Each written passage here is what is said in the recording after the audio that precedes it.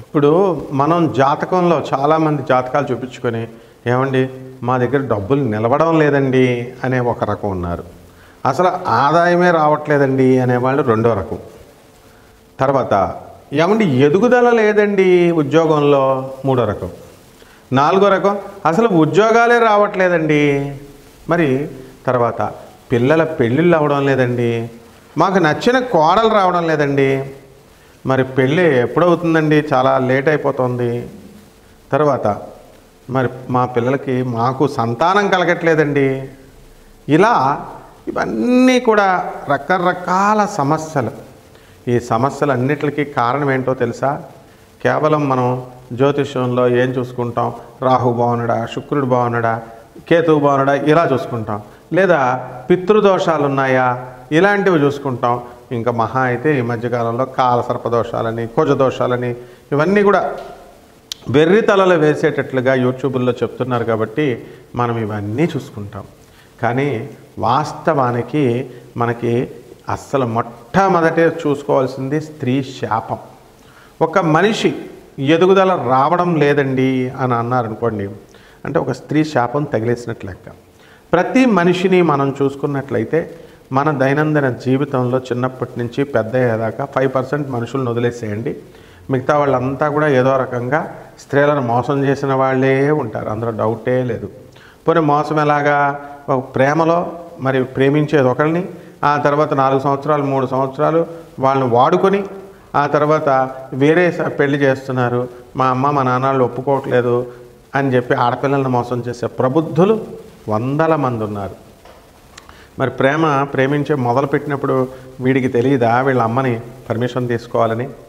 కాబట్టి అవన్నీ తీసుకోరనమాట. ఇప్పుడు మాత్రం తల్లి వచ్చేస్తుంది, మధ్యలో చెల్లి వచ్చేస్తుంది, బుల్లి వచ్చేస్తుంది, వచ్చేసి మా అమ్మలు ఒప్పుకోవట్లేదు, మా కుటుంబం ఒప్పుకోవట్లేదు అంటారు. ఈ సిగ్గులేనా?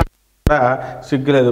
పెళ్లి చేసుకునేటప్పుడు వీళ్ళు ఏం చేస్తారు, ముందు తిరుగుతారనమాట. ప్రీ వెడ్డింగ్లు వచ్చినాయి కదా, ముందే తిరిగేడాలు, ప్రీ శోభనాలని, ప్రీ వెడ్డింగ్లని ఇలాగ ఏవైతే వచ్చేసినాయో అవన్నీ యూట్యూబ్లో పెట్టుకోవడానికి, తర్వాత కెమెరాలో వీడియోస్ అన్నీ తీసి భద్రపరచుకోవడానికి, ఇవన్నీ ఎలా అయితే స్టైల్ మారిపోయిందో ఆ విధంగా ఈ ఆడపిల్లలు కూడా వాళ్ళతో తిరగడం, తర్వాత చదువుకునేటటువంటి పిల్లలు కూడా ఫారెన్లో మగాళ్ళతో రూములు తీసుకోవడం, రిలేషన్షిప్లో ఉండడం చాలామంది వరకు. ఇక్కడ ఒక్కొక్కళ్ళు 2-3 ఫ్రెండ్స్ని, ఆడవాళ్ళకి అలాగే ఉంటున్నారు, మగాళ్ళకైతే 4-5 ఇలా రకరకాల మళ్ళీ వీళ్ళే చెప్పుకుంటారు అంతా కూడా. వీటి వల్ల మగవాళ్ళకేమో స్త్రీ శాపాలు తగిలేస్తాయి, ఆడవాళ్ళకేమో మరి ఈ మగాడు కొంతమంది మగాళ్ళను కూడా మోసం చేసినటువంటి ఆడవాళ్ళు చాలామంది ఉంటారు, వీళ్ళకి స్త్రీ దోషాలు తగిలేస్తాయి అన్నమాట. ఇది తేడా. కాబట్టి మనకి ఏంటి, ఒక అమ్మాయి ఉందండి, ఆ అమ్మాయి ఒక అబ్బాయిని ప్రేమించిన తర్వాత యూనివర్సిటీలో పిలిచింది, ప్రేమించింది, అంతా అయిపోయింది. కానీ పెళ్లి చేసుకుందాం అనే టైంకి ఏం చేసింది, వాడు నన్ను ఏం పోషిస్తాడు, అందుకని నల్లగా ఉన్నా సరే నేను సాఫ్ట్వేర్ ఇంజనీర్ కాబట్టి వాడిని చేసేసుకున్నాను అని అన్నది. బాగుంది. మరి వాడేమైపోతాడు, వాడు వదలదు కదా, ఫోన్లు చేస్తుంటే ఫోన్లు బ్లాక్ లిస్ట్లో పెట్టడం, అదే సిమ్మే మార్చేసుకుంటుంది. ఈ రకంగా వాడు ఉసురు తగలదా? మరి తగులుతుంది, తప్పకుండా తగులుతుంది. అయితే అదే స్త్రీ శాపంగా, వాడికి స్త్రీ దోషంగా పరిణమిస్తుంది ఇది. అలాగే చాలామంది ఏం చేస్తున్నారండి, వీళ్ళు ఆ తర్వాత కాలక్షేపంకి, టైంపాస్కి మాట్లాడడం. ఏముందండి, మాట్లాడుతున్నాను అంతే, మాట్లాడితే తప్పే ఉందండి. వచ్చి కలవమన్నామనుకో ఏం చెప్తారు వీళ్ళు, ఏమండి మా ఆయన నేను కలిసి వచ్చి మాట్లాడతాం. ఈ రకంగా చాలామంది మగాళ్ళకి చెప్పడం, ఫోనుల్లో టైంపాస్లు చేసుకుంటూ అవతలాల టైం వేస్ట్, మీ సోదుల కోసం అవతల వాళ్ళ టైం ఎంత వేస్ట్ చేస్తున్నారు మగాళ్ళది అనేటటువంటిది వీళ్ళకి స్త్రీలకు తెలియట్లా. అలాగే వీడు కూడా సొల్లుగాడిగా తయారయ్యే మగాడు కూడా ఆడది ఫోన్ చేస్తే చాలు సొల్లు కార్చుకుంటూ గంటలు మాట్లాడతాడు అనమాట. అదే మగాడు పాపం వచ్చి ఇవాళ ఆఫీసర్లు కూడా ఉన్నారు, ఇందులో రాజకీయ నాయకులు అలాగే చేస్తారు, ఆఫీసర్లు అలాగే చేస్తారు. కారణం ఏంటి, మగాడు అంతే, అది మనిషి వాడు ఆఫీసర్ అయితే ఏంటి, బొంగ అయితే ఏంటి, ఎవడైనా సరే ఒకటే. కాబట్టి ఈ ఆడపిల్లలు మరి సొల్లుగార్చుకుంటూ కబుర్లు చెప్తాడు. అదే పాపం పూర్ పరిస్థితిలో ఉన్నటువంటి ఒక పేదవాడు వచ్చి వాడు మాట్లాడి అడిగితే వాడిది వినడం.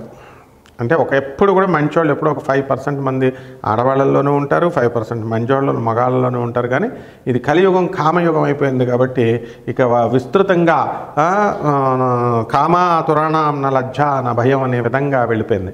పైకి మాత్రం అబ్బాయి ఏం లేదండి సరదాగా మాట్లాడితే తప్పేంటి మాట్లాడుతున్నాం, ఇది అనమాట సోది చెప్పేది. దీనివల్ల ముఖ్యంగా జాతకాలలో స్త్రీకి మనకి ఏమైపోతుంది, స్త్రీ దోషం ఏర్పడుతుంది, అలాగే స్త్రీ శాపం మగాడికి తగులుతుంది. దీన్ని ఎలాగా ఐడెంటిఫై చేయడం? మరి జన్మచక్రంలో గురుడు కేతువుతో కలిసిన, జన్మచక్రంలో గురుడు రాహుతో కలిసిన గురుచండాల యోగం వరకే పరిమితం చేసి చెప్తున్నారు. మోహన్ పబ్లికేషన్లో, గొల్లపూడి వీరాస్వామి పుస్తకాల్లో, షాపుల్లో చిన్నప్పటి నుంచి మేము పుస్తకాలన్నీ కూడా జ్యోతిష సూత్రాలన్నీ ఇన్నేసి ఉంటాయన్నమాట. ఒకదానికొకటి కన్ఫ్యూజన్ అనమాట కంప్లీట్గా. విజయవాడ దేవస్థానాలు శ్రీరామ నేమాని వాళ్ళు, విజయవాడ బుక్ షాపర్స్ అందరూ కూడా పంచాంగాలు ఇవన్నీ కూడా చెప్తూ, మరి ఇవన్నిటిలో కేతువు గురువు దీంతో రాహుతో చూడడం, అలాగే శుక్రుడు ఆడవాళ్ళకి శుక్రుడు రాహుతో కలిసిన శుక్రుడు కేతువులు, ఇలా చాలా ఎగ్జామ్షన్స్ ఉన్నాయి. అవన్నీ కూడా మనం తెలుసుకుందాం. ఈ ఒక్క వీడియోతోనే మొత్తం పోసేయడం కాదు. Knowledge children are not vessels to be poured in but they are lights to be lit on. మీలో స్పార్క్ రేకెత్తిస్తాం, మీలో స్పార్క్ లాగుతాం, జ్యోతిషం స్పార్క్. మీరంతా కొండలు కాదు పోసేయడానికి. కాబట్టి నెక్స్ట్ వీడియోలో మనం చెప్పుకుందాం. ఈ లోపల ఈ 12 రాశుల వారికి ఈ స్త్రీ దోషాల వల్ల, ఈ స్త్రీ శాపాల వల్ల ఒక్కొక్క రాశికి ఎలా జరుగుతుందో మనం చెప్పుకుందాం. మీనరాశి. ఈ మీనరాశి వారికి మనకి ఈ సంవత్సరంలో వృత్తి వ్యాపార ఉద్యోగ విషయాల్లో బ్రహ్మాండంగా ఉంటుంది. 2025వ సంవత్సరంలో చక్కగా శని జన్మంలోకి వస్తున్నాడు. ప్రతి పని లేటు, నిద్ర, గాఢ నిద్ర ఇలాంటివన్నీ కూడా జరుగుతాయి. వికృతపు ఆలోచనలు ఇవన్నీ కూడా వస్తాయి. ఇవన్నీ దానికి కారణం ఏంటంటే మనకి గతంలో మనం చిన్నప్పటి నుంచి ఇప్పటి వరకు మీనరాశి వాళ్ళు ఎవరైతే ఉన్నారో అటువంటి వాళ్ళంతా కూడా స్త్రీలకి అన్యాయం చేసింది ఇప్పుడు పామై కాటేయబోతోంది, కోడె త్రాచై కాటేయబోతోంది. స్త్రీ శాపాలు, స్త్రీ దోషాల వలన కుప్పకూలిపోబోతున్నారు మీనరాశి వాళ్ళు. ఈ ఒక్క విషయంలో దానికి విడివిడిగా ఉంటుందన్నమాట. డబ్బులు ఇచ్చేటప్పుడు డబ్బులు ఇప్పిస్తాడు, మీరు చెయ్యని తప్పుకి మీరు బలైపోతారు. అపనిందలు అనేటటువంటివి మీ మీద పడిపోతాయి. కాబట్టి ఆడవాళ్ళతో జాగ్రత్తగా ఉండండి. కొంతలో కొంత అయినా సరే మీరు దోషాన్ని తప్పించుకోవాలనుకుంటే కనుక పేదవాళ్ళకి, ముసలి వాళ్ళకి, వికలాంగులకి దాన ధర్మాలు చేసుకోండి. అదేవిధంగా వ్యాపారాలు అన్నీ కూడా బట్టల వ్యాపారము, పబ్బులు, రెస్టారెంట్లు, వాటర్లు బిజినెస్, లిక్విడ్ బిజినెస్లు చేస్తున్నటువంటి వాళ్ళంతా కూడా బ్రహ్మాండంగా మీ పరిస్థితి అద్భుతంగా ఉండబోతుంది. రాజకీయ నాయకులకు పదవులు వచ్చేస్తాయి. మరి వీళ్ళందరికీ కూడా మరి ఎవరైతే ఈ ఆడవాళ్ళ జోలికి వెళ్ళినటువంటి వాళ్ళు ఉంటారో వాళ్ళకి మాత్రమే ఈ ప్రమాదం అనేటటువంటిది ఉండబోతోంది. అలాగే రైతులు మంచి పంటను తీస్తారు. ఆ పంటని సరిగ్గా అమ్ముకోవడం రాక ఇతరులను నమ్మి మోసపోవడానికి అవకాశాలు ఉంటాయి. మీ యొక్క రాసులన్నింటినీ కూడా మీరు చేసినటువంటి స్త్రీలకు, ఇప్పుడు చిత్రగుప్తుడు ఉంటాడండి, ఆ చిత్రగుప్తుడు ఏం చేస్తాడు, మనం చేసిన పాపాలన్నింటినీ కూడా పేపర్ మీద ఎక్కిస్తాడు. అలాగే స్త్రీ శాపాలని, స్త్రీ దోషాలని రాయడానికి ఒక స్త్రీ శక్తి ఉంటుంది. ఆమెనే కీర్తనం అంటారు. వాళ్ళ యొక్క ఆ సంగీతము, ఆ కీర్తన మాత వీళ్ళంతా కూడా మీ యొక్క పాపాల చిట్టాన్ని రాస్తారనమాట. కాబట్టి ఆ సరస్వతి, ఆ యొక్క స్త్రీ శక్తిని మరి మీరు ప్రసన్నం చేసుకుంటే తప్ప చేసిన తప్పుకి పశ్చాత్తాపడుతూ మీరు చక్కగా కొత్తగా దాన ధర్మాలు పేదవాళ్ళకి, వాళ్ళకి, ఆ వికలాంగులకి చేసుకోవడం తప్ప వేరే మార్గం లేదు. డబ్బు ఎంత వచ్చినా సరే మీ పాత లవర్స్ మీకు వచ్చేసి మిమ్మల్ని ఇంట్లో కూర్చుంటారు ఖచ్చితంగా. మీ అమ్మ, మీ నాన్న ముందు, మీ భార్య ముందు పంచాయతీ జరగడం అనేటటువంటిది జరుగుతాయి.